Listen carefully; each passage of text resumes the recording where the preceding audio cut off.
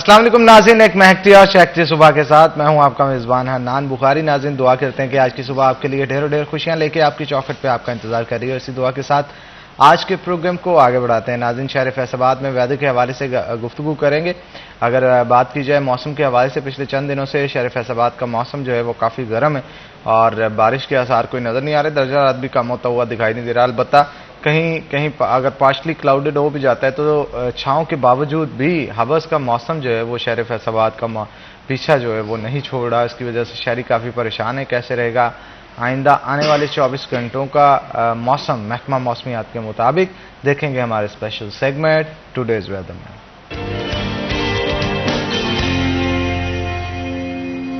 मरियम रजा हमारी रिपोर्टर हमारे साथ मौजूद होंगी। मरियम, बताइएगा शहर फैसलाबाद का मौसम कैसा रहेगा? जी बिल्कुल, गर्मी से सताए फैसलाबादी जो हैं वो उनको मजीद आइंदा दिनों के अंदर गर्मी बर्दाश्त करनी पड़ेगी, क्योंकि फैसलाबाद में गर्मी जो है वो बढ़ती चली जा रही है। बारिश और इसके साथ साथ बादल जो हैं वो फैसलाबाद से रूठ चुके हैं, जिसकी वजह से गर्मी की शिद्दत जो है उसी तरह से बरकरार है।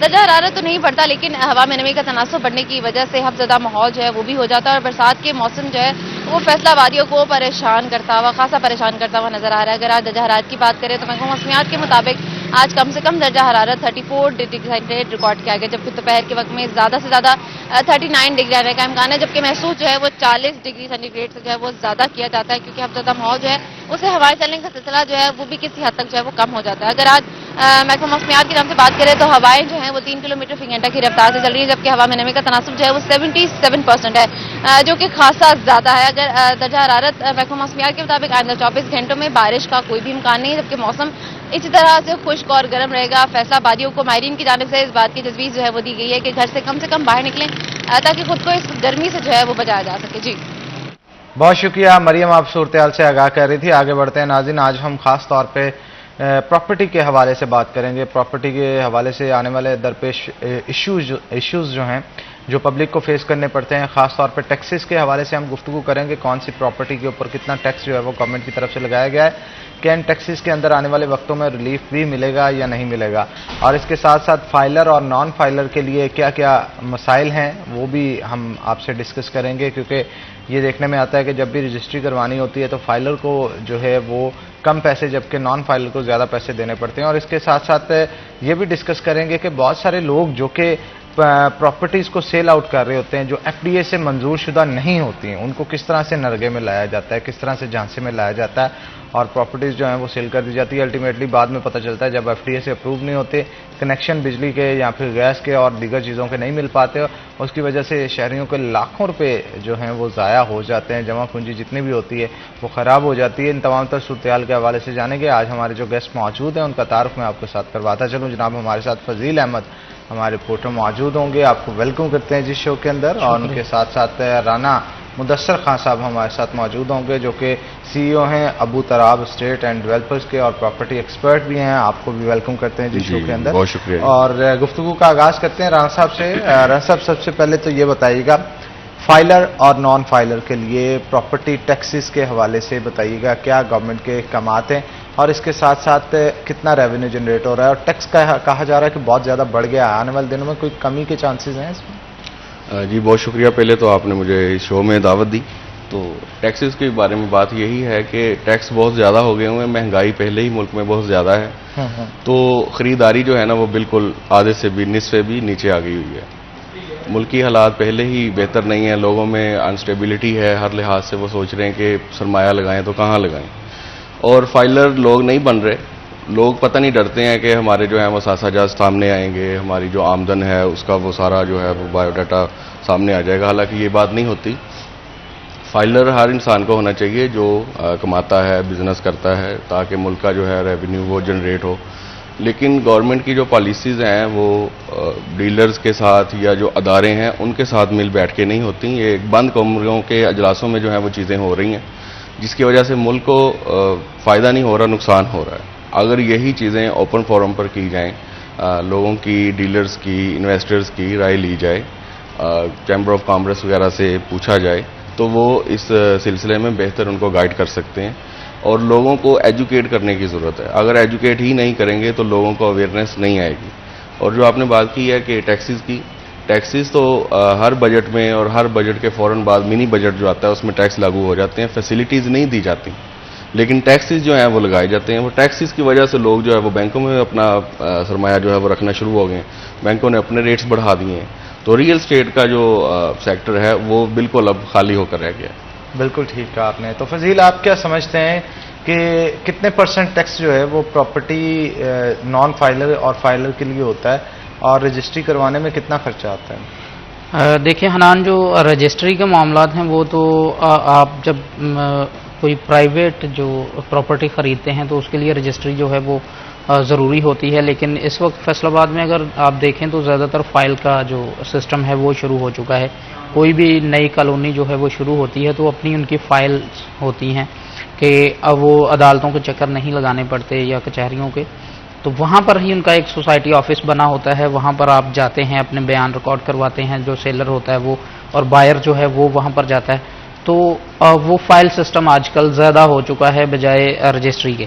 तो जहाँ तक रजिस्ट्री के या फाइल्स के ट्रांसफ़र के मामलात हैं, वहाँ पर आप देखें कि जो फाइलर है वो अगर 2% टैक्स दे रहा है तो नॉन फाइलर के लिए 4 या 5% टैक्स होगा। तो इसमें सीधी सी बात है कि लोगों को ये पता तो चलता है कि अगर मैं फाइलर नहीं हूँ तो इसका नुकसान मुझे ये हो रहा है कि जहाँ पर मैंने 2 लाख रुपए टैक्स देना था अब मुझे 5 लाख रुपए देना पड़ेगा। अगर और आप जो एक प्रॉपर्टी खरीद रहे हैं, अगर इस गर्ज से खरीद रहे हैं कि आप एज ए इन्वेस्टर उसको इन्वेस्टमेंट अपनी कर रहे हैं और बाद में आप उसको सेल आउट करेंगे, तो आपको 6 माह या 5 माह या 7 माह 1 साल के अंदर 5 लाख का अगर वो प्रॉपर्टी प्रॉफिट दे रही है तो आप वो 5 लाख अगर नॉन फाइलर हैं तो वो टैक्स दे देंगे, तो उल्टा आपका नुकसान होगा, जिसमें आपके फ्यूल के चार्जेस होंगे, आने जाने का टाइम निकालना, मतलब आपको फ़ायदा तो ना हुआ। अगर आप फाइलर होंगे तो उसमें ये होगा कि आप अगर 5 लाख आपकी प्रॉपर्टी बढ़ी है तो 2 लाख टैक्स दे देंगे, 3 लाख आपका मुनाफा होगा।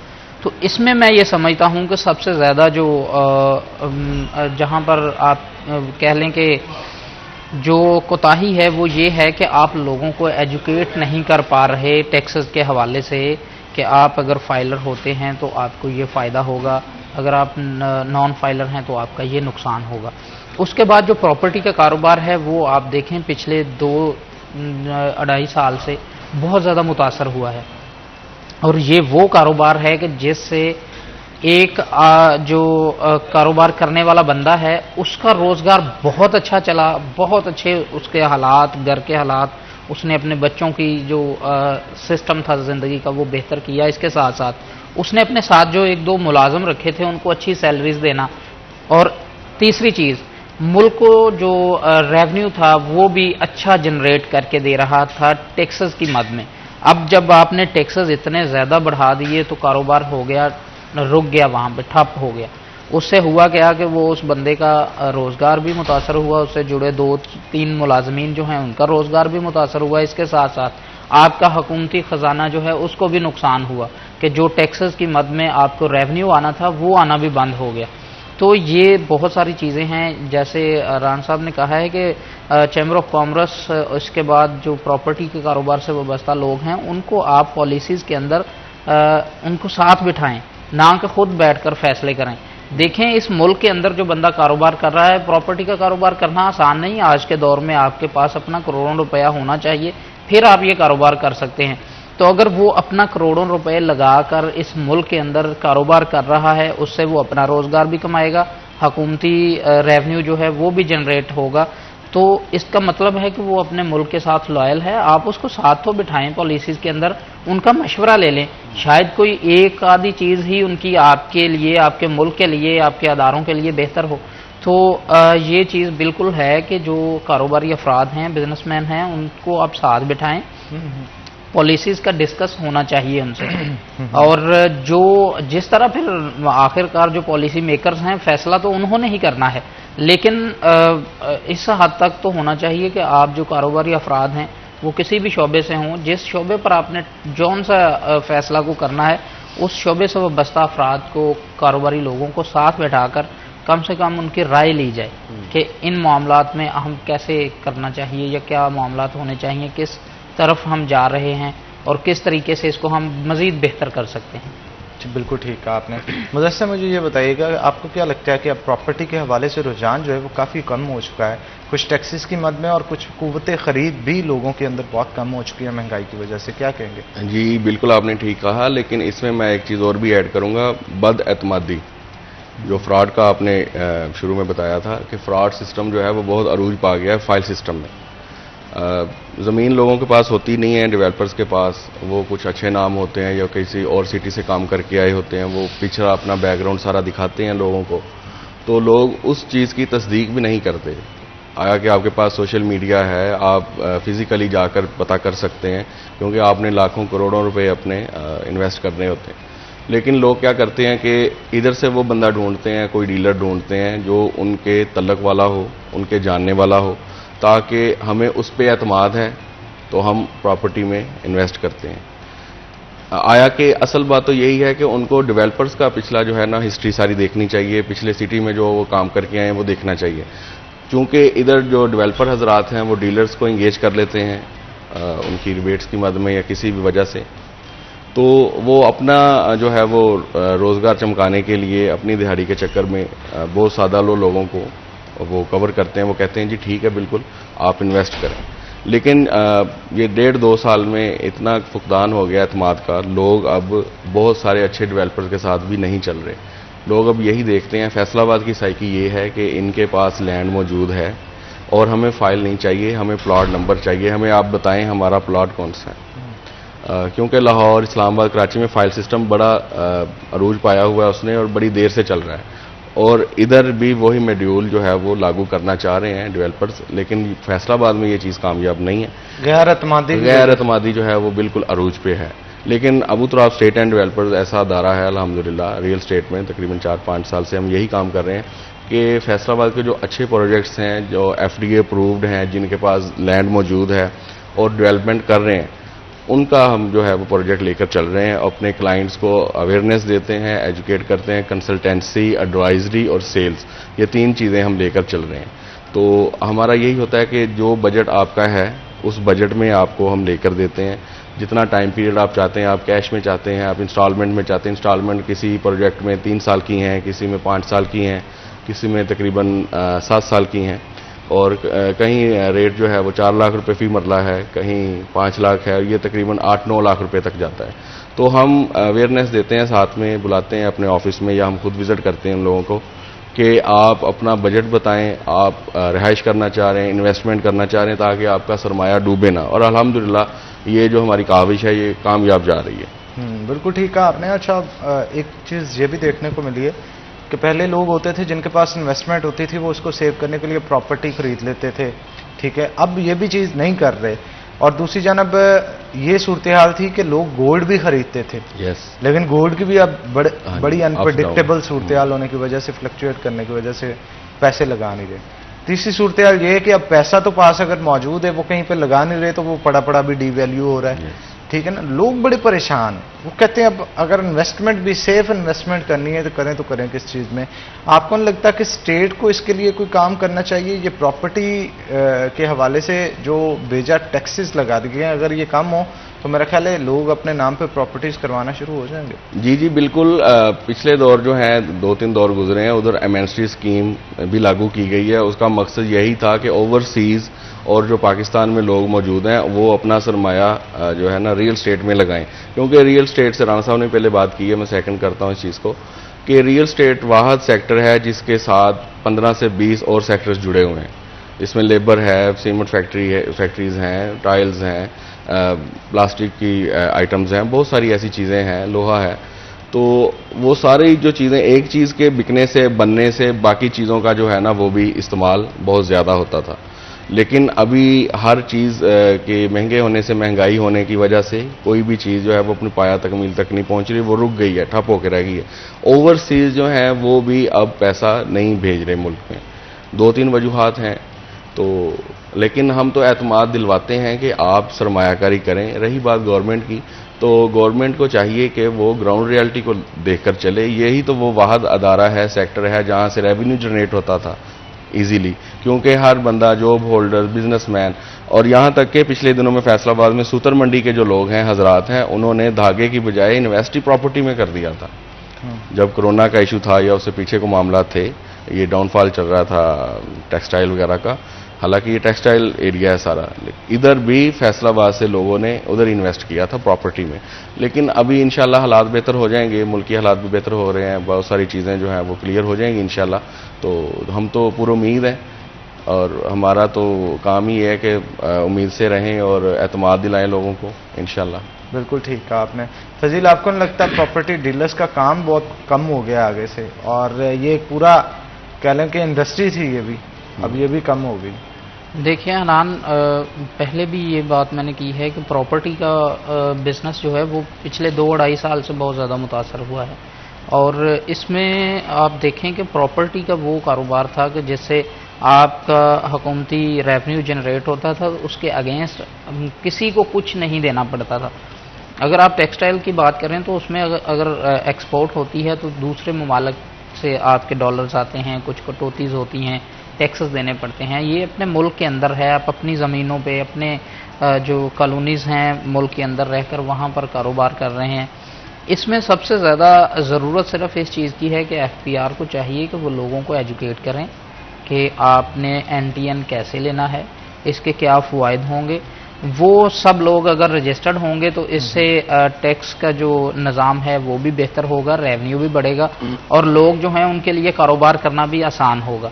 अब जो बात मैंने पहले की है कि प्रॉपर्टी का कारोबार रुका क्यों है, रुका सिर्फ इसलिए है कि एक बंदा सोचता है कि मैं अगर प्रॉपर्टी खरीदूंगा, उसके बाद जब मैं उसको सेल आउट करूंगा तो सारे पैसे, मेरा मुनाफा जो है वो तो टैक्सेस की मद में चला जाएगा, तो मुझे फ़ायदा क्या हुआ। अगर मैं 2 से 3 करोड़ रुपए इन्वेस्ट करता हूं किसी भी कॉलोनी में या फिर प्राइवेट जगह को प्रॉपर्टी लेकर, तो उसमें 3-4 करोड़ इन्वेस्ट करके मुझे अगर बचता कुछ नहीं तो मैं क्यों प्रॉपर्टी की तरफ जाऊँ। तो हालात जो हैं वो सिर्फ टैक्सेस की वजह से और आपके जो कुछ मुल्की हालात हैं इनकी वजह से प्रॉपर्टी का कारोबार बहुत ज़्यादा मुतासर हुआ है और ये सबसे बेहतरीन कारोबार समझा जाता है। जैसे रान साहब ने कहा है कि सूत्र मंडी के लोगों ने भी प्रॉपर्टी में इन्वेस्ट करना शुरू कर दिया था कोरोना के दिनों में, क्योंकि तब तो बड़ा ये शोबा मुतासर हुआ था टेक्सटाइल का। तो सबसे आसान जो है आपके लिए इनकम जनरेट करने का, वो ये एक प्रॉपर्टी का ही कारोबार है, जो बहुत आप अच्छे तरीके से, उसमें कोई इतनी मेहनत भी नहीं करनी पड़ती है आपको। आपके पास पैसा है, आपने इन्वेस्ट किया, उसमें 6 माह 7 माह, अक्सर तो ऐसे भी होता है कि आपको 1 या 1.5 माह के अंदर ही अच्छा मुनाफा जो है वो मिल जाता है। कई लोग ऐसे होते हैं जो जिनको पता होता है कि यार इस जगह का रेट अच्छा लग रहा है, तो वो खुद से कम कीमत में खरीद के आगे उसी वक्त जो है वो जायद कीमत पे स्टाम्प के ऊपर ही सेल आउट कर देखें आजकल तो फैसलाबाद के अंदर आप देखें कि डीएचए या फिर बहरिया टाउन, पूरे पाकिस्तान के अंदर बहरिया टाउन और डीएचए के प्रॉपर्टी डीलर्स और फैसलाबाद के, सिर्फ फैसलाबाद के प्रॉपर्टी डीलर्स, ये एक मयार पे आते हैं। दूसरे किसी भी शहर के प्रॉपर्टी डीलर जो हैं वो इनके मयार के नहीं। आप देखें कि जो डीएचए का या बहरिया टाउन का काम करता है, वो किसी भी आप प्रॉपर्टी डीलर को देख लें, उसके बाद उसके पास बड़ी गाड़ी V8 होगी, फॉर्च्यूनर होगी। आप फैसलाबाद के अंदर प्रॉपर्टी डीलर्स को देखें, इनके पास भी ऐसी गाड़ियां हैं, इंपोर्टेड गाड़ियां, अच्छी गाड़ियां रखी हैं। दूसरे शहरों में आप देखेंगे वो प्रॉपर्टी डीलर इस लेवल के नहीं हैं, वो किराए पे चढ़ाने वाले प्रॉपर्टी, बिल्कुल किराए पे। और यहाँ पे बड़ा अच्छा कारोबार था, लेकिन पिछले 2-3 साल से मैंने खुद ये चीज़ें जो हैं वो देखी हैं और खुद मैंने ये फेस की हैं चीज़ें कि जो बहुत अच्छा कारोबार था, बहुत चीज़ें बेहतर थीं और वो अब नहीं हैं। मैं खुद इस, क्योंकि हमारा अपना भी प्रॉपर्टी का ही बेसिकली बिजनेस है, तो मैं पिछले 2-2.5 साल से वो चीज़ें फेस कर रहा हूँ, खुद देख रहा हूँ कि वो अब कारोबार जो है बहुत ज़्यादा मुतासर हो चुका है। बिल्कुल, इस पर मजीद गुफ्तगू करेंगे, लेकिन एक छोटी सी ब्रेक के बाद। तो नाज़रीन, यहाँ पे ब्रेक के बाद दोबारा हाजिर होते हैं। आपने कहीं नहीं जाना, हमारे साथ हैं।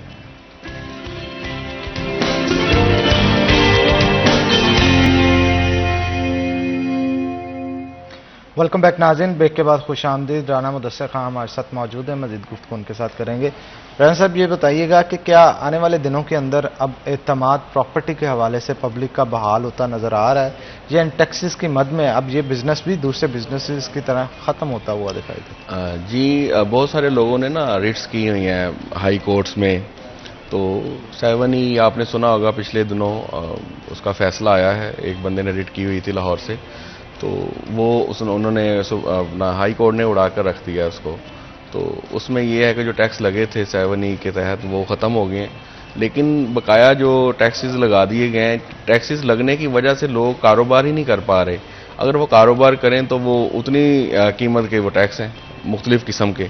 अब पहले फाइलर और नॉन फाइलर का इशू होता था, अब उनसे हट के भी जो है वो बायर भी देता है, सेलर भी देता है। पहले एक पार्टी ही देती थी टैक्स।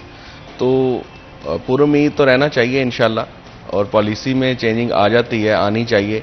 पब्लिक डिमांड को देखना चाहिए, हुकूमत को होश के नाखून लेने चाहिए कि ये कारोबार रुक गया है, इसकी वजह क्या है। ये रुकना नहीं चाहिए था। मैंने पहले ही बात की, ओवरसीज़ बहुत पैसा भेजते थे, क्योंकि उनकी इन्वेस्टमेंट का सबसे बेहतर ज़रिया ही प्रॉपर्टी है। वहीं पे उनका पैसा भी सिक्योर हो जाता है और वक्त के साथ साथ बढ़ता भी रहता है। जैसे आपने भी बात की है कि पैसा कहीं भी हो वो डीवैल्यू होता है अगर आपके पास घर में पड़ा हुआ है। तो इन्वेस्ट करने का पर्पज़ यही है। अब बहुत सारे लोग हैं जो अपने बच्चों की शादियों के लिए, उनकी तालीम के लिए, या उनको कल को उन्होंने गिफ्ट करना होता है प्लाट वगैरह या कोई भी चीज़, तो वो प्लाट की मद में उनको वो गिफ्ट करते हैं, वो चीज़ें लेते हैं। लेकिन वो लोग भी अब रुक गए हैं, क्योंकि जैसे इंश्योरेंस कंपनीज होती हैं वो 20 साल 25 साल प्लान करती हैं, इसी तरह रियल स्टेट में हम लोगों को ये एडवाइस करते हैं कि आप उस चीज़ की बजाय इसे ले लें, और जब मर्जी आप बैकफुट पे जा सकते हैं, सेल आउट कर सकते हैं। तो प्रॉपर्टी जो है वो तो जैसे रोटी कपड़ा और मकान है, बेसिक नीड है। ये सियासी नारा भी बन गया बाद में। तो हमारे भी यही चीज़ है कि रोटी कपड़ा और मकान ये बेसिक है, और मकान बहुत ज़रूरी है हर घर के लिए, हर फर्द के लिए, हर फैमिली के लिए। बिल्कुल ठीक कहा आपने। फजील, आप क्या कहेंगे, ये बदअतमादी किस तरह से अब दूर की जा? देखें हनान, बदअतमादी जो है वो हमारे अदारों का काम है। पिछले दिनों में FDA ने सोशल मीडिया के ऊपर बहुत अच्छा काम किया था कि जो कॉलोनीज रजिस्टर्ड नहीं थी FDA से, उनकी बाकायदा तस्वीर अपलोड करके उन पे वो बैन करके उनको सोशल मीडिया पे अपलोड किया जा रहा है।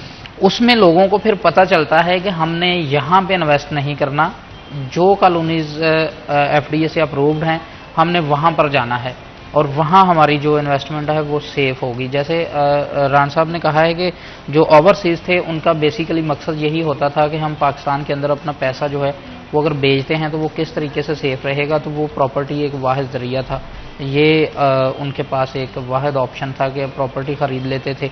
जब कभी वो 10-15 साल 20 साल बाद आए पाकिस्तान रहने के लिए, कुछ उन्होंने अपने रहने के लिए मकान बना लिया, बाकी जो है वो उससे अपना वो सर्कट चला लेते थे। इसी तरह के अपने बच्चों के लिए, शादियों के लिए। मेरे एक दोस्त हैं, उनके पास कोई ना बड़े बुजुर्ग आदमी आए, उनका प्लॉट था, तो उन्होंने आकर पूछा कि जी मेरा इस ब्लॉक में ये नंबर है प्लॉट का, मैंने सेल करना है, तो कितने का होगा। उसने कहीं चक्कर लगाया कुछ 16-17 साल के बाद, और इंटरेस्ट भी नहीं था उसका यही था कि बेटी की शादी करूँगा फिर बेच दूँगा, वो इतने के पैसे आ जाएंगे। जब वो बुजुर्ग को बताया कि आपके प्लॉट की कीमत 1.25 करोड़ है इस वक्त, तो वो मेरा दोस्त बताता है कि वो बिल्कुल लिटरली वो जो बुजुर्ग थे वो कांपने लग गए। उन्होंने पानी का गिलास पकड़ा, वो पिया, फिर होश में आए, कहा वाकई इतने का। मतलब प्रॉपर्टी आप अगर ख़रीदते हैं तो बहुत सारे आपको फ़वायदे उसके होते हैं, आपका पैसा जो है वो ज़ाया नहीं होता। लेकिन मुल्की हालात की वजह से और जो कई 2 नंबर लोग भी तो होते हैं ना, बदअतमादी की वजह से इस कारोबार को, हाँ जी, और ये काम है FDA का कि जो कॉलोनी बगैर अप्रूवल के अपनी एडवर्टीजमेंट कर रही है, शहर के अंदर बोर्ड्स लग रहे हैं, उनके ऊपर वो एक्शन लें, लोगों को आगाह करें, अपनी वेबसाइट के ऊपर हर 2 या 4 दिन के बाद लोगों को बताते रहें कि ये कॉलोनीज़ जो हैं इनसे आप होशियार रहें, आपका सरमाया यहाँ पे डूब सकता है। और जो कॉलोनीज़ अप्रूव्ड हैं, जो बाकायदा तौर पर अच्छे जिनके नाम हैं डेवलपर्स के, उनके बारे में भी लोगों को आगाह करना चाहिए कि अगर आपने इन्वेस्टमेंट करनी है, अपना पैसा सेव करना है, तो आप वहाँ पर जाएं।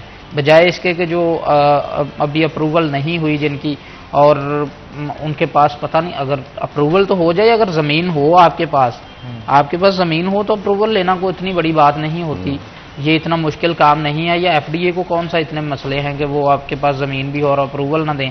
अच्छा, टाइम लग जाता है, थोड़ा वक्त लगता है, लेकिन मिल जाती है अगर आपके पास लैंड मौजूद हो।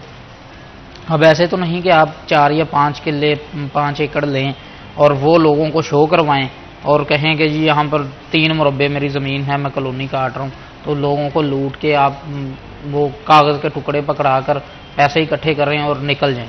ये फैसलाबाद में हुआ है। ये भी होता है ना फजील के मुबैना तौर पे जो एफडीए का अमला है उसे साथ में ला लिया जाता है, और यही वजह है कि वो पिक्चर्स अपलोड नहीं होती, यही वजह है कि वो बार बार उसी जगह को बेची जा रहा होता है, और यही वजह है कि उनका विजिट नहीं होता। एक बार आते हैं, लाइट्स गिराते हैं, कोई खर्चा पानी लगा तो दोबारा उधर आना ही नहीं। देखें, ये तो हर जगह पे ऐसे चलता है और ये तो बड़ी आम चीज़ है, इसमें कोई अबहाम नहीं कि वो मिली भगत के बगैर कुछ हो। अगर फैसलाबाद में 1-2 वाकयात ऐसे हुए हैं, कोई बड़े बड़े नाम जो ग्रुप थे वो इस तरह करके अगर भाग गए हैं लोगों को लूट कर, तो उसमें शामिल थे सारे। अगर ना शामिल होते तो कार्रवाई होती, लोगों को बताते। और एक बात बताऊं, जिस वो ग्रुप का मैं कह रहा हूं जिसने ये किया है ऐसे, वो बाकायदा तौर पर एफडीए ने उनकी तस्वीरें अपलोड की थी। बिल्कुल ठीक है, हम इस पर मजीद गुफ्तगू करेंगे, लेकिन एक छोटी सी ब्रेक के बाद दोबारा हाजिर होते हैं। आप कहीं नहीं जाना, हमारे साथ रहना है।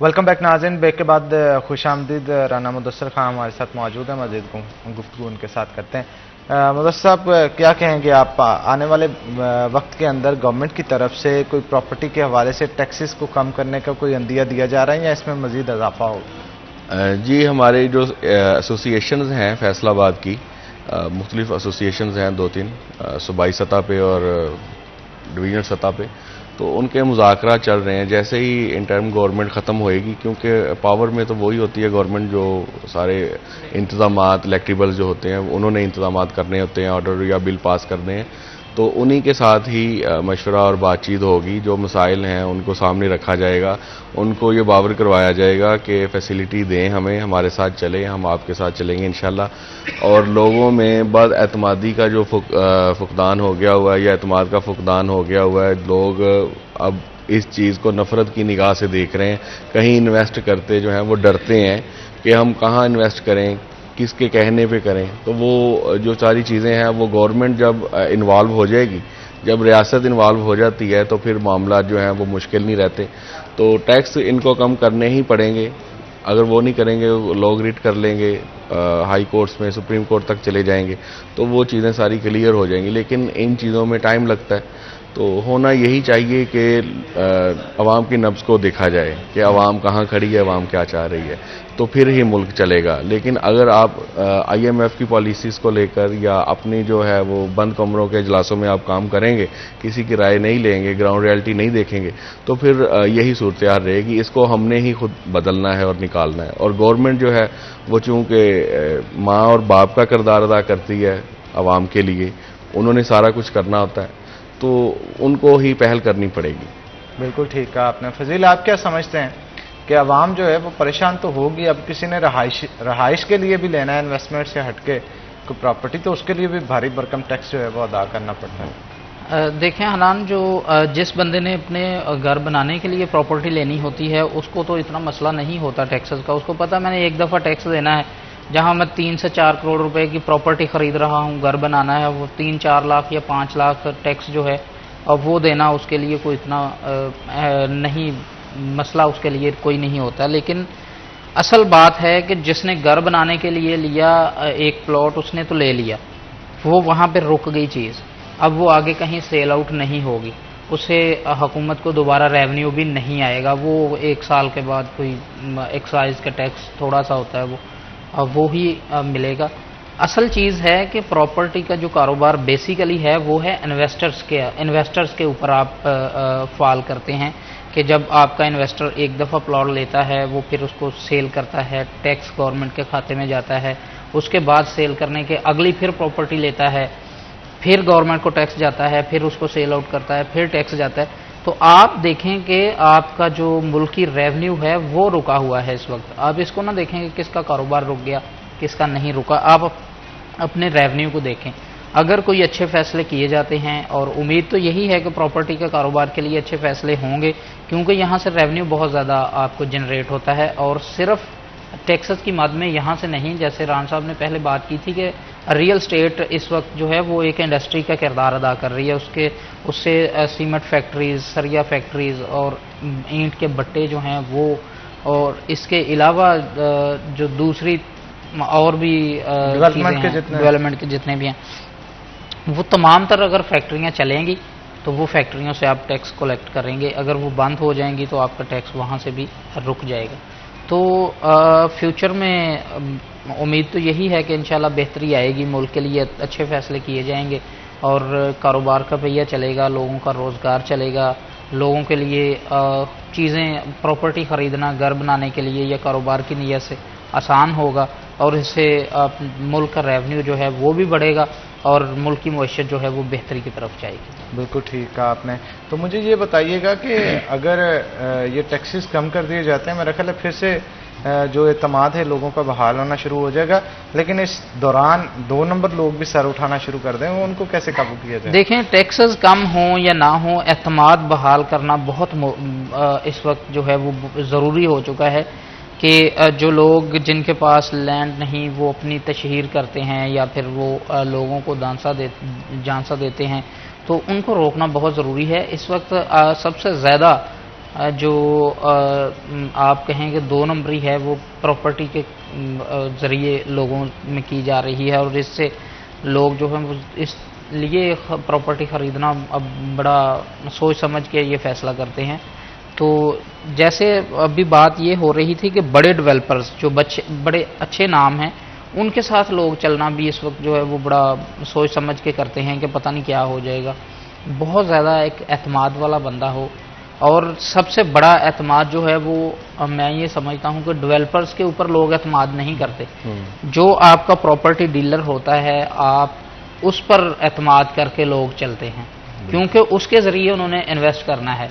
तो जो डेवलपर्स हैं उनको ये इस वक्त चाहिए कि वो अपने प्रॉपर्टी डीलर्स जो हैं उनको अपना एतमाद जो है वो दिलवाएं, उनको एतमाद में रखें, क्योंकि आपकी प्रॉपर्टी जो है वो प्रॉपर्टी डीलर्स जो हैं उन्होंने सेल आउट करनी है, ना कि आपने करनी है।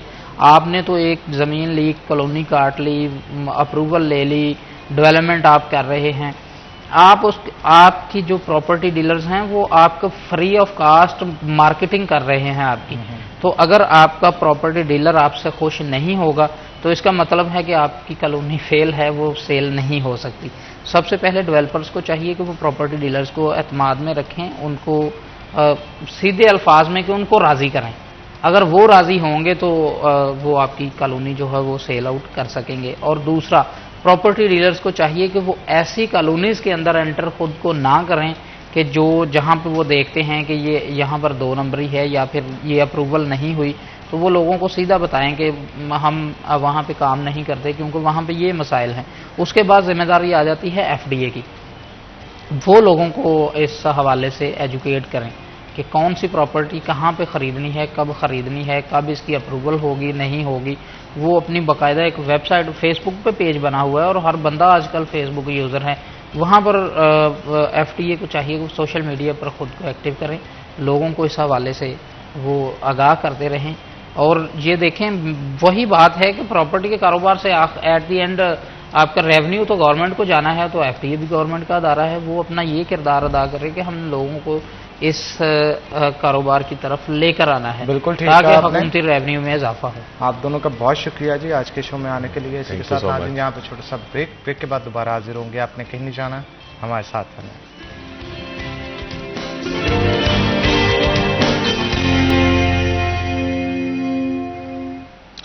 वेलकम बैक नाज़रीन, ब्रेक के बाद खुश आमदीद नाज़रीन। जैसा कि आपको पता है कि हमारा सेकंड हाफ स्टार्ट हो चुका है और हमारी कोशिश होती है कि सेकंड हाफ के स्टार्ट के ऊपर आपको शेख और रोश की कीमतों के हवाले से आगाह किया जाए। मार्केट कमेटी की जांच से आइंदा आने वाले 24 घंटों के लिए रेट लिस्ट जो है वो पब्लिश की जाती है, जिसकी वजह से बहुत सारे लोगों को इस चीज़ का अंदाज़ा हो जाता है कि सब्जियां, फ्रूट्स और गोश्त के रेट्स हैं वो गवर्नमेंट की तरफ से क्या मुख्तस किए गए हैं। क्या होंगे आज के रेट्स, देखेंगे हमारे स्पेशल सेगमेंट आज के भाव में।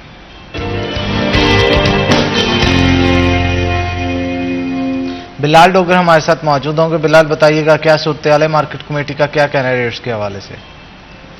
जी बिल्कुल, मार्केट कमेटी फैसलाबाद की जानिब से आज बरोज सोमवार की रेट जो दर्जन की बुलंद तरीन सतह के ऊपर बरकरार हैं। सब्जियों में उतार चढ़ाव है, जबकि फल जो हैं वो बेशतर मुस्तहकम दिखाई देते हैं।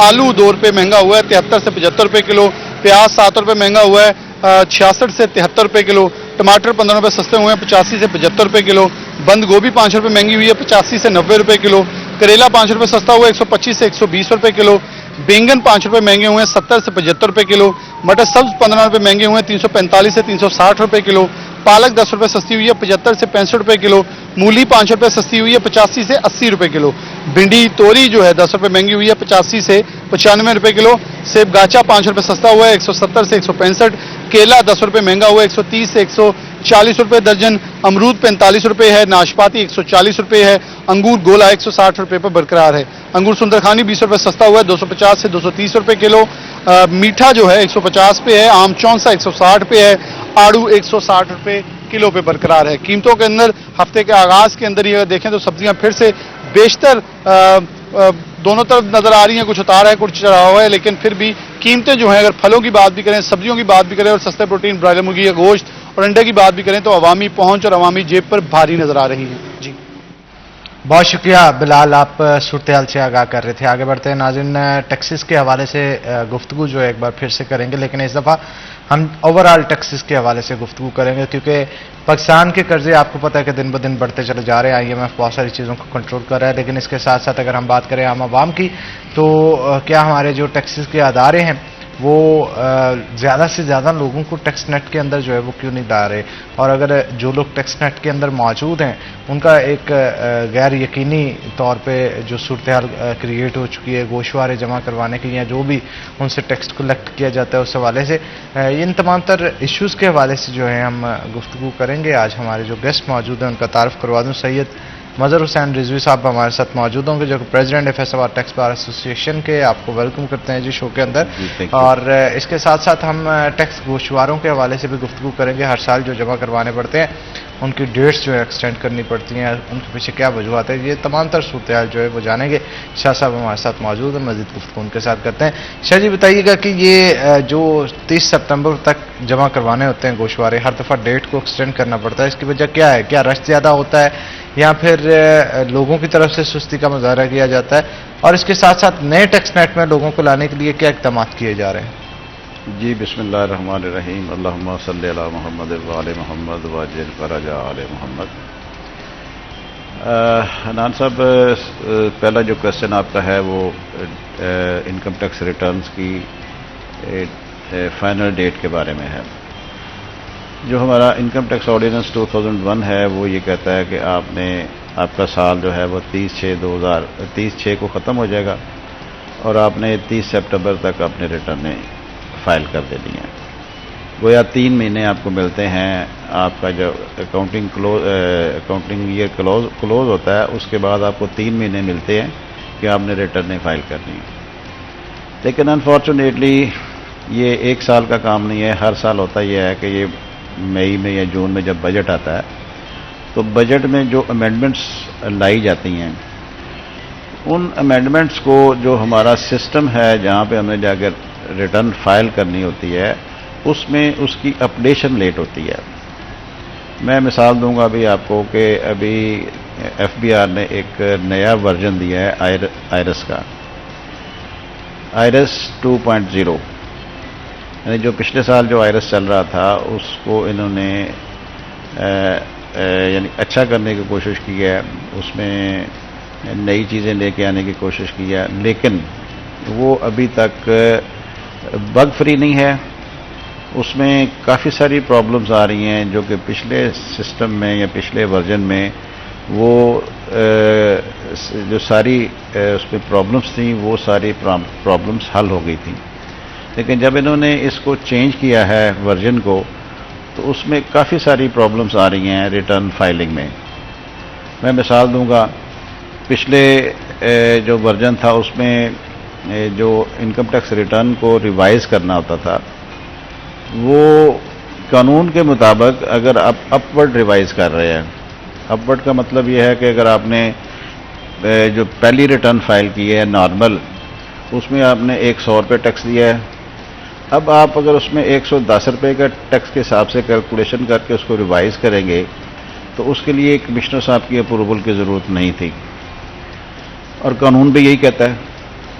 लेकिन अब होता यह है कि जब हम उसको रिवाइज करते हैं, चाहे हम अपवर्ड कर रहे हों, तो उस सूरत में वो एक मैसेज देता है कि जी कमिश्नर की अप्रूवल जो है ना वो मैंडेटरी है। इस सिलसिले में हमने पिछले दिनों पाकिस्तान टैक्स बार एसोसिएशन के साथ के प्लेटफॉर्म से हमारा एक समर कैंप था मरी में और इस्लामाबाद में, तो उसमें हमने जो इनके रिलेटेड मेंबर FBR के हैं, मेंबर IT, उनको मदऊ किया हुआ था। उनके सामने हमने जितनी भी प्रॉब्लम्स हैं, क्योंकि पूरे पाकिस्तान से लोग आए हुए थे, पूरे पाकिस्तान के जो इलेक्टेड लोग थे वो आए हुए थे, तो हर रीजन में जो जो प्रॉब्लम आ रही थी वो हमने इन राइटिंग भी और वर्बली भी गोश गुजार की मेंबर IT साहब को, क्योंकि वही रिलेटेड पर्सन है, और उसको उनको हमने इन राइटिंग भी दिया। तो उन्होंने हमसे वादा किया था जी कि हम इंशाल्लाह विद इन अ वीक हम ये सारे प्रॉब्लम्स को हल कर देंगे। लेकिन ये बात है 6 अगस्त की, आज 20 हो गई है, 21 हो गई है, तो अभी तक वो प्रॉब्लम्स जो है ना वो परसिस्ट कर रहे हैं। तो इसके अलावा फिर हमने बार लेवल पे भी, जैसे फैसलाबाद टैक्स बार है या कराची टैक्स बार या लाहौर टैक्स बार है, उकाड़ा टैक्स बार है, उन्होंने इंडिविजुअली भी चेयरमैन साहब को भी लेटर लिखे हैं, चेयरमैन FBR साहब को भी, और मेंबर IT को भी लिखे हैं, लेकिन अभी तक वो प्रॉब्लम से ओवरकम नहीं किया गया। अब अगर एक सिस्टम जिसमें जाके हमने रिटर्न फाइल करनी है, वो सिस्टम ही नहीं सही चल रहा, तो रिटर्न कैसे फाइल होगी? एक पहलू तो ये है। दूसरा पहलू ये है कि हमारे जो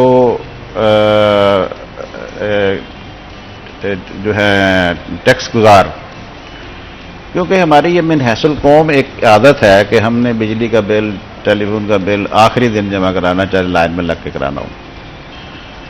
तो बीइंग कंसल्टेंट हम जुलाई में ही लोगों को इन्फॉर्म करना शुरू कर देते हैं, उन्हें मैसेजेस के थ्रू, टेलीफोन के थ्रू, ईमेल्स के थ्रू, कि वजन 30 सितंबर लास्ट डेट है रिटर्न की, ये डॉक्यूमेंट्स रिक्वायर्ड हैं, तो आप लेके प्लीज़ आ जाएं ताकि आपके रिटर्न जो है ना वो फाइल की जा सके। लेकिन क्योंकि हम नस्ल कौम बड़े लेज़ी लोग हैं, आखिरी दिनों में बिल जमा कराते हैं, तो वो आखिरी दिनों में फिर रश हो जाता है। तो आखिरी दिनों में जब लोग सारे सिर्फ डॉक्यूमेंट्स लेके आएंगे, तो हम लोगों के डॉक्यूमेंट्स कलेक्ट करेंगे या उनकी रिटर्नें बनाएंगे। इस वजह से फिर बार लेवल पे भी ये लोग हम रिक्वेस्ट करते हैं FBR से कि इसको एक्सटेंड कर दिया जाए। तो ये यानी दोनों तरह से ना ये डिले की वजह बनती है, हम टैक्स गुजार भी और FBR भी।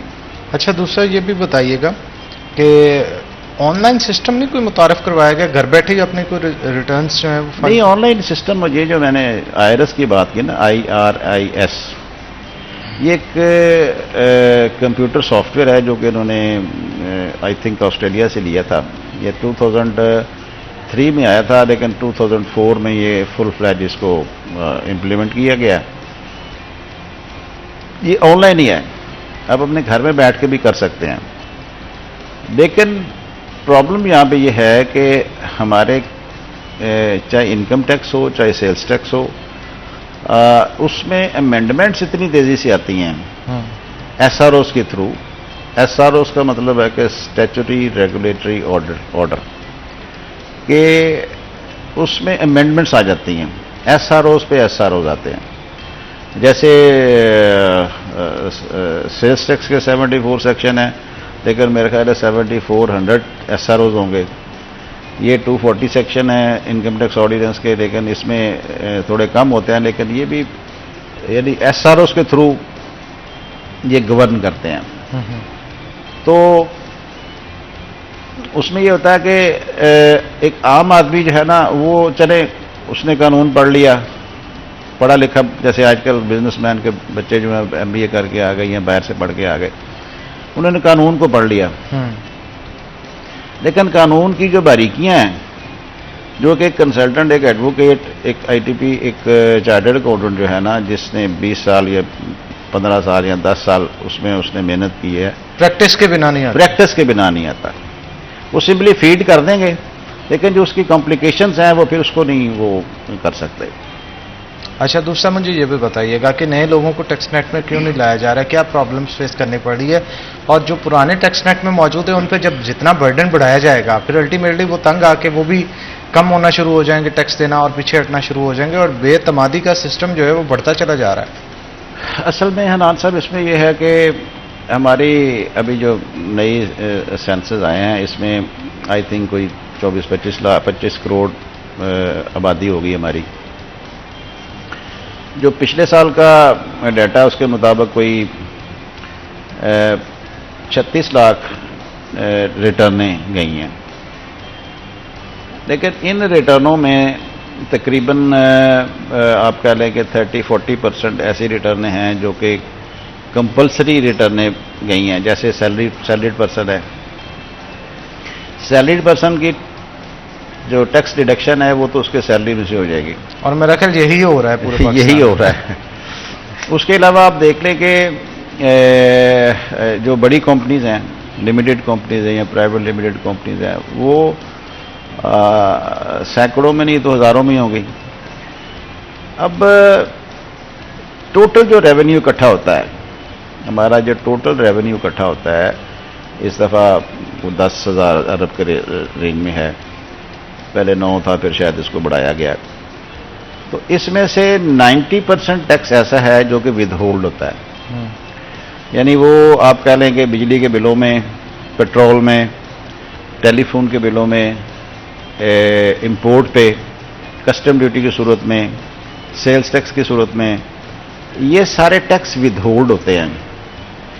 और 10% या 10% से भी कम टैक्स है जो कि ये टैक्स मशीनरी कलेक्ट करती है, यानी जो टोटल FBR का अमला है या FBR के जो इदारा है, वो आप कह रहे हैं कि बहुत लंबी छलांग लगा ले तो कह सकते हैं कि भाई एक 10% इन्होंने खुद कलेक्ट किया है, जिसे हम कहते हैं कि भाई इनकी कोशिश से कलेक्ट हुआ है।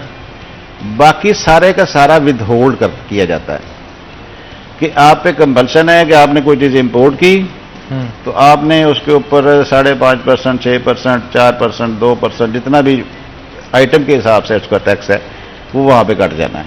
एक्साइज ड्यूटी वहाँ पे कट जानी है, सेल्स टैक्स वहाँ पे कट जाना है, एडिशनल जो ड्यूटी है वो कट जाना है, एडिशनल सेल टैक्स कट जाना है, वो सारे टैक्सेस वहाँ पे कट जाते हैं।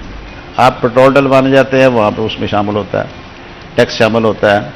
आप मोबाइल का बिल देते हैं उसमें टैक्स शामिल होता है।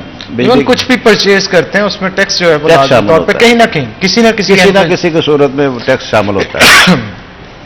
इसमें FBR की मशीनरी का कोई तल्लक नहीं होता, यानी इवन आप ये कह लें कि इन्होंने कंपल्शन कर दी है कि एक आदमी जिसकी एक ख़ास हद तक सेल है, एक आदमी जो सेल टैक्स रजिस्टर्ड है, इस तरह की 2-3 प्री रिक्विजिट्स रखी हुई हैं कि अगर वो बंदा ये इस थ्रेशोल्ड में आता है तो उसने विदहोल्ड करके हमें देना है। यानी मैं एक आम आदमी हूँ, मैं उस थ्रेशोल्ड में या उस कैटेगरी में आता हूँ, तो मैं फॉर एग्जांपल मैं सेल टैक्स रजिस्टर्ड पर्सन हूँ, मैं किसी से कोई चीज़ परचेज करता हूँ तो मैंने उसको पेमेंट करनी है, तो मैंने पेमेंट करने से पहले उससे टैक्स विदहोल्ड करके गवर्नमेंट के ख़जाने में जमा करवाना है, और उसकी मैंने एक समरी देनी है कि जी मैंने इस बंदे से, इसका यह फलाना नाम है, इसका ये एंटीन है, ये इसका CNEC है, इसकी ये इनवाइस है, इतनी अमाउंट थी, इसके ऊपर ये मैंने काटा, ये मैंने जमा करा दिया, ये इसका जो चालान का नंबर है। यानी जो एक मशीनरी का काम है वो भी एक आम आदमी को ऊपर डाल दिया है, और सारा कुछ ये विदहोल्ड होता है। अब देख लें भी इसमें अब किस तरह लोग आएंगे।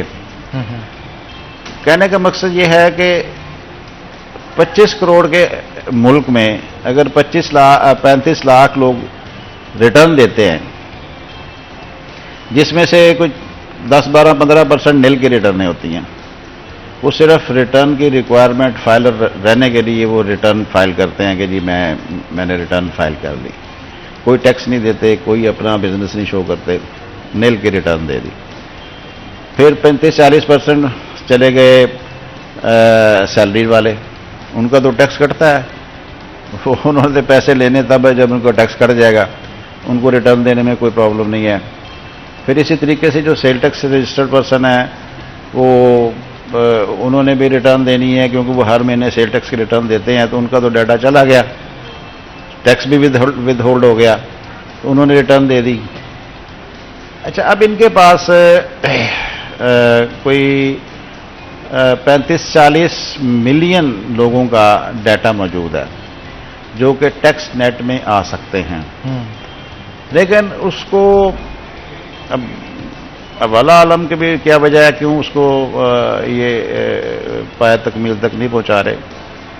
अगर वो 35-40 लाख लोग आ जाएं, उन 35-40 लाख लोगों के रेफरेंस से 35-40 और आएंगे। मतलब मैं एक बिजनेस करता हूं ना जी, मैं टैक्सेबल इनकम कमा रहा हूं, तो मैं किसी दूसरे बंदे के साथ काम करता हूं ना।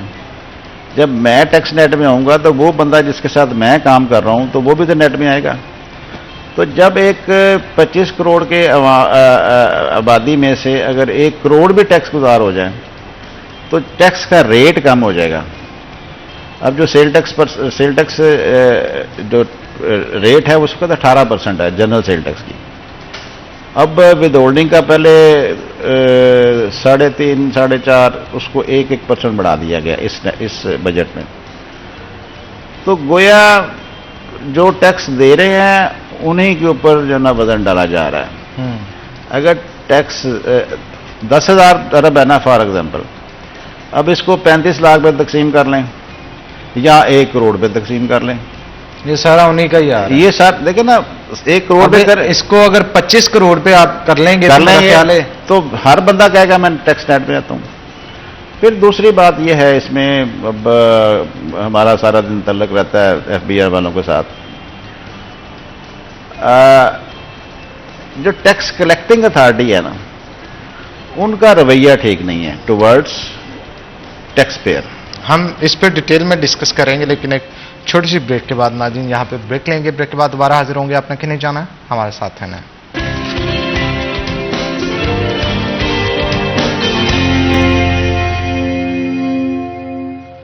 वेलकम बैक नाज़रीन, ब्रेक के बाद खुशामदीद। हमारे साथ सईद मजहर हुसैन रिजवी साहब मौजूद हैं। ब्रेक से पहले जो गुफ्तगू हो रही थी वहाँ से कंटिन्यू करेंगे।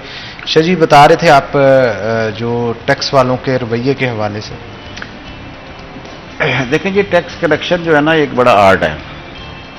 आपने किसी की जेब से पैसे निकलवाने हैं तो वो बड़े प्यार मोहब्बत से निकलवाने चाहिए, लेकिन अगर आप उन्हें थ्रेट करके या उन्हें ब्लैकमेल करके या उन्हें आप ज़ोर ज़बरदस्ती उनसे निकलवाएंगे तो आपके टैक्स नेट में कोई लोग नहीं, कोई भी नहीं आएगा।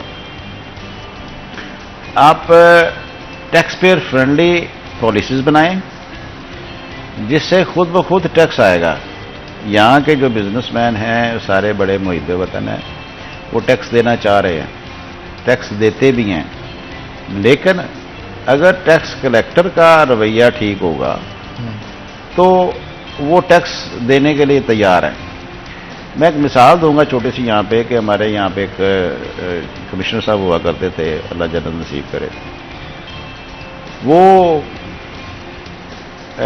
टैक्स कलेक्शन इस तरह करते थे कि वकील साहब को बुला लेना, महकमे को बुला लेना, जिसने टैक्स लगाना है, जिसने टैक्स देना है, और जो हमारी तरह के जो मिडिल मैन आप कह लें या जो फैसिलिटेटर कह लें, उनको बुला लेना। उन्होंने कहना जी हाँ जी बताएं, जो टैक्स कलेक्टर है, ITO है या AC है या DC है, जी बताएं आपके मुताबिक कितना टैक्स बनता है जी? 2 लाख बनता है जी। हाँ जी आप बताएं जी कितना टैक्स देना जी? वो सर मैं 50,000 देता हूँ जी। वो नहीं सर इस तरह करे 1 लाख रुपये टैक्स दें और इसको हम, यानी एक फ्रेंडली माहौल में, चाहे वो 1 लाख रुपये टैक्स बनता था या नहीं बनता था, क्योंकि ज़ाहिर है जो टैक्स कलेक्टर है वो भी अपनी वर्किंग करके आया हुआ है, जिसने टैक्स देना है वो भी वर्किंग करके आया हुआ है, और जो एडवोकेट है उसने भी अपने क्लाइंट को समझाया हुआ है कि इतना टैक्स अगर आप दे देंगे तो जान बख्शी हो जाएगी, आपकी जान बख्शी हो जाएगी। तो उनका जो रेवेन्यू रिकॉर्ड है आज तक नहीं टूटा। ये आज से को 10, 12, 15, 20 साल पहले की बात है, लेकिन जो उन्होंने टैक्स कलेक्ट किया है यहाँ से वो अभी तक भी उसका रिकॉर्ड नहीं टूटा। आप देखें ना, किसी की जेब से पैसे निकलवाने हैं। अब ये आप कहें कि जी हम एक आम टैक्स जोर की बुनियाद पे कर लें, जोर की बुनियाद पे, या हमारे कौमी एक जो जज्बा वो जाग गया जी कि हमने टैक्स पे करना है, ऐसी बात नहीं है। टैक्स लेना है आपने टैक्टफुली, प्यार मोहब्बत से और फ्रेंडली माहौल में लेना है आपने।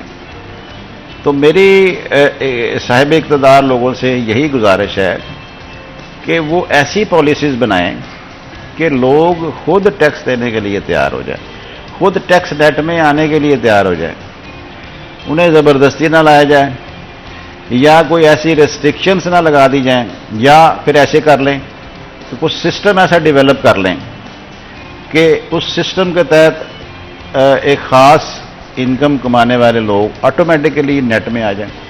अब स्पेशली प्रॉपर्टी के हवाले से देखा जाए तो रजिस्ट्री के लिए आपको पता ही है कि टैक्सेस जो लगाए गए हैं फाइलर और नॉन फाइलर के लिए, इस तरह के इकदाम मेरा ख्याल दूसरी चीज़ों में भी कर दिए जाए तो काफ़ी बेहतरीन नजर आएगी। उसमें भी देखें, फिर मैंने जैसे पहले कहा ना कि फ्रेंडली होना चाहिए, पॉलिसीज फ्रेंडली होनी चाहिए, कि ऐसी नहीं होनी चाहिए कि उसके गले के ऊपर आपने अंगूठा रखा हुआ है। अब देखें ना, फाइलर के लिए फॉर एग्जांपल 2% था, ये 3% हो गया, जो 1% बढ़ाया। नॉन फाइलर के लिए 7% था, उन्होंने 10.5% कर दिया। अब एक आदमी जिसने 1 करोड़ रुपए की प्रॉपर्टी परचेज करनी है, सेल करनी है, तो उसने 10.5 लाख रुपया पे करना है टैक्स की सूरत में। ये बाकी टैक्सों के अलावा है, बाकी जितने भी वो टैक्स पे कर रहा है, कुछ 30, 32, 35 टैक्सेस हैं जो कि एक आम आदमी पे करता है मुख्तलिफ हेड्स में, ये उनके अलावा है। अब मुझे आप गवर्नमेंट ये बता दे कि भी कोई ऐसा कारोबार है जिसमें आप 50% प्रॉफिट कमाते हो। फॉर एग्जांपल आपने 100 रुपये लगाया और उसके ऊपर आपने 50 रुपये कमा लिए।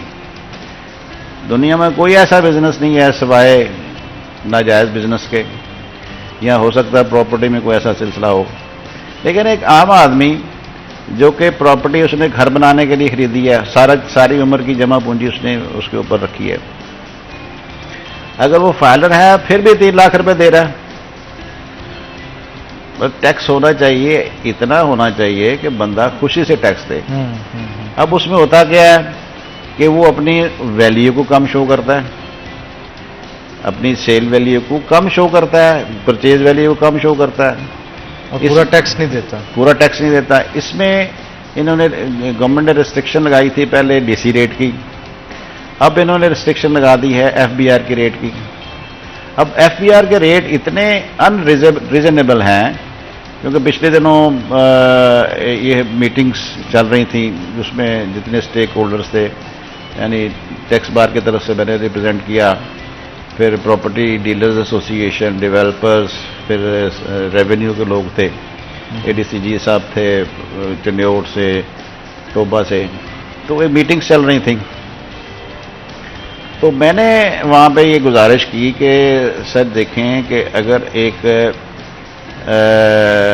जगह पे 1 लाख रुपए मरला जगह है, एक्चुअल वैल्यू जो मार्केट वैल्यू है, तो वहाँ पे जो आपका एफबीआर का रेट है वो 10 लाख रुपए है। तो इसको रैशनलाइज तो करें, मतलब अगर पहले ये फर्क होता था कि डीसी रेट 50 रुपये है, मार्केट रेट 100 रुपये है, चलें उसको 50 को 75 कर दें, 100 कर दें। अब ये तो नहीं हो सकता कि उस 100 के बजाय अब उसका जो वैल्यू है उसको 1000 रुपये कर दें। उससे क्या हुआ कि लोगों ने रजिस्ट्रियाँ करानियाँ छोड़ दी, अब वो स्टैम्प पेपर पे, करारनामे पे चले गए। अब उसके लिए टैक्स कितना जो चोरी हो रहा है, कितना चोरी हो रहा है। अच्छा, अब ये देखे ना, एक अगर ट्रांजैक्शन हो रही है उसके ऊपर आपको 1.5 लाख रुपया या 2 लाख रुपये टैक्स मिल रहा है, वो आपने बढ़ा के 5% कर दिया है। 5 अच्छा, लाख यहीं से बात को कंटिन्यू करेंगे, लेकिन एक छोटी सी ब्रेक ले लेते हैं। ब्रेक जी, के जी। बाद नाज़रीन दोबारा हाजिर होते हैं। आपने कहीं नहीं जाना, हमारे साथ रहना है।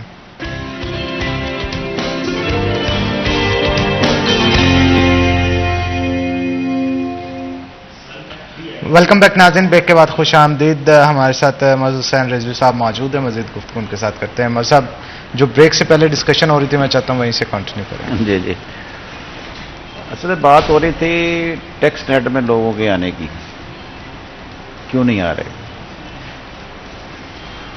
जैसे मैंने पहले अर्ज किया कि किसी से टैक्स देना है तो उसके साथ प्यार मोहब्बत से पेश आए, पॉलिसीज ऐसे बनाएं कि लोग खुद ब खुद टैक्स नेट में आए, ना कि जो लोग पहले टैक्स नेट में मौजूद हैं उनके साथ जो रगड़ा उनको लगता है, उनको देख के ज़ाहिर माशरे का हिस्सा हैं, वो भी जो टैक्स गुजार है, जो टैक्स नहीं दे रहे, टैक्स नेट में आना चाहिए।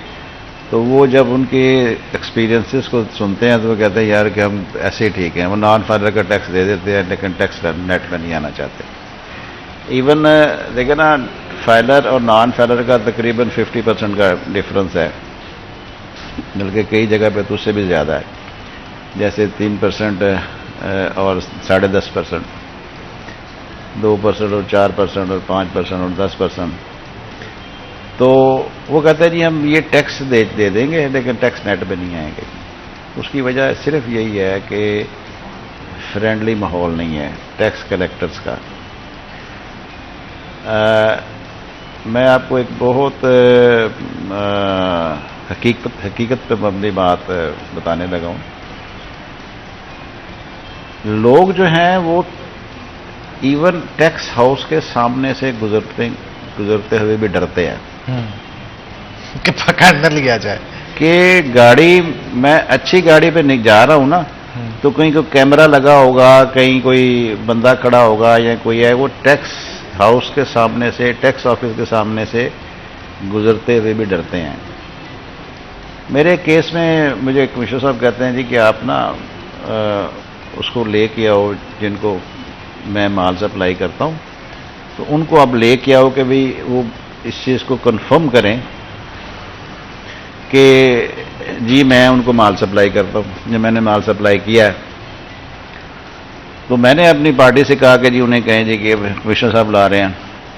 वो कहते हैं जी हमारे साथ आप बिजनेस करें, पहले ना करें, हमने टैक्स ऑफिस नहीं जाना। क्या वजह है?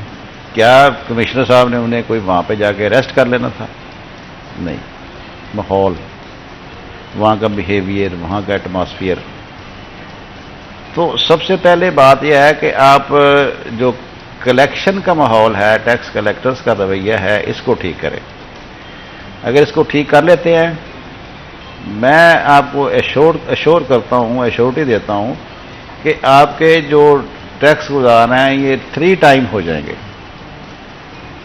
एक आदमी सालाना फॉर एग्जांपल को 10 करोड़ पर टैक्स देता है, क्या बेनिफिट मिलता है उसे? एक आदमी सिंपल रिटर्न देता है, उसको क्या नुकसान है? फाइलर तो है वो, उसने 10.5% के बजाय 3% देना है। और एक आदमी 1 करोड़ रुपया साल का दे रहा है, उसको आपने क्या बेनिफिट दिया? आप एक आदमी, उसके अपने पैसे हैं बैंक में पड़े हुए, वहां से निकलवाने जाते हैं तो वहां उसके ऊपर टैक्स लग जाता है कि 50,000 से ऊपर निकालें 600 के करीब, 600 रुपये 0.6% टैक्स लगता है नॉन फाइलर को। तो भैया आप बेनिफिट कहां पे दे रहे हैं? जो टैक्स गुजार हैं उनको बेनिफिट कहां पे दे रहे हैं? बेनिफिट देने के बजाय एक टैक्स गुजार है, उसका रिफंड उसने टैक्स अच्छा, जनरल सेल्स टैक्स के हवाले से भी कुछ हमें आगाह कीजिएगा, इसमें कोई कमी हो रही है आने वाले दिनों में? बात फिर वही है ना, जितने टैक्स गुजार ज्यादा होंगे, टैक्स के जो है रेट है वो सिंगल डिजिट में आ जाएगा।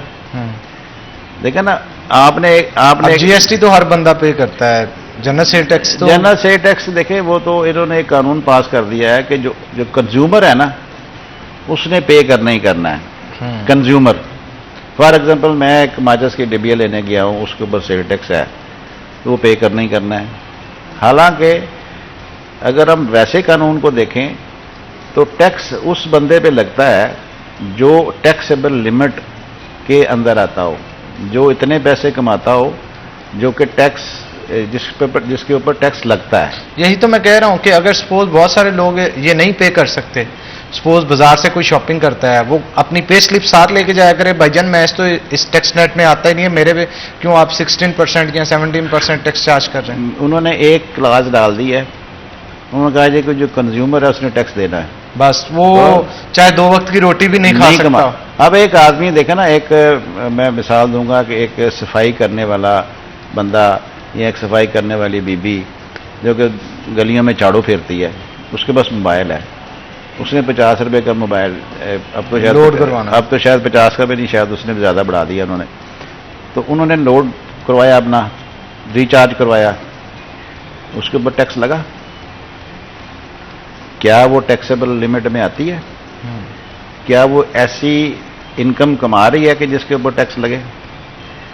अच्छा, इसके अलावा आप पेट्रोल डलवाते हैं, एक आम आदमी जिसकी सैलरी जो है ना वो आप कह लें 12,000, 14,000, 15,000 रुपये उसकी सैलरी है, उसने एक 10-12 हज़ार का मोटरसाइकिल ले लिया, पेट्रोल तो डलवाना उसने, पेट्रोल के ऊपर कितने टैक्सेस हैं? लेवी टैक्सेस, फ्लां टैक्सेस, पेट्रोल लेवी है, सेल टैक्स है, एक्साइज ड्यूटी है, वो सारे टैक्स पे कर रहा है। क्या वो बंदा ऐसी लिमिट में है कि उसने टैक्स पे करना है?